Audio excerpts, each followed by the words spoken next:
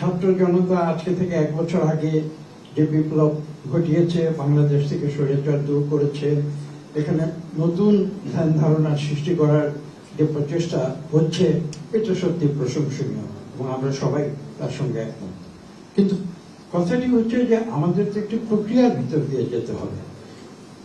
এখন আমি একটি কথা বলবো, যেটা হয়তো একটু কঠিন কথা হয়ে যাবে, যে আমরা যদি আজকে আমাদের কারো কারো ব্যক্তি বা একটি গোষ্ঠীর ইচ্ছা মতো আমরা যা খুশি তাই করি, তাহলে বিগত অগাস্টের আগে যে সরকারটি ছিল তারা কি দোষ করেছিল? তারা তো সেভাবেই সরকার চালিয়েছিল। তারা যখন যেটা মাথায় খেলত তাই করতো।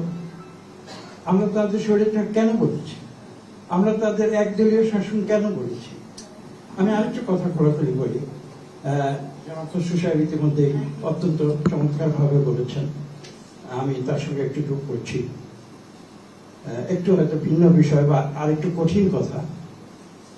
আজকে আমরা যখন সংস্কার নিয়ে আলোচনা করছি, আমরা শুনতে পাই যে বিএনপি এই বিষয়ে দ্বিমত করছে। এখন দ্বিমতটা কি বিএনপি করছে না বিএনপির সঙ্গে অন্যরা দ্বিমত করছে? এই প্রশ্নটাও তো তোলা যায়। আমরা তো একটা রাজনৈতিক দল, একেবারে ছোট নয় বাংলাদেশ, এবং বেশ একটা বিরাট সংখ্যক মানুষ এই দলের সদস্য।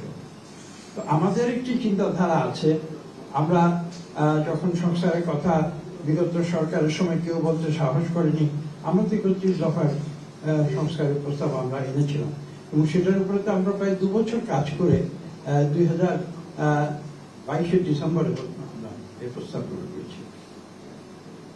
তো কাজেই এখানে সব সংস্কার কেউ কেউ করে ফেলবে, বিএনপি বাধা দিচ্ছে, অথবা বিএনপি সেই সংস্কার চায় না, দ্বিমত করেছে, নোট অফ ডিসেন্ট দিয়েছে, এই ধরনের বক্তব্য যখন শুনি আমাদের মনে ব্যথা লাগে।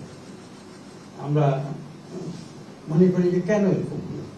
আমরা তো সবাই একসঙ্গে আন্দোলন করেছি স্বৈরাচারকে বিদায় দেওয়ার জন্য, দেশে গণতন্ত্রকে ফিরিয়ে আনার জন্য, একটি সুষ্ঠু নিরপেক্ষ নির্বাচনের জন্য। তখন তো আমরা হাতে হাত মিলে কাজ করেছি।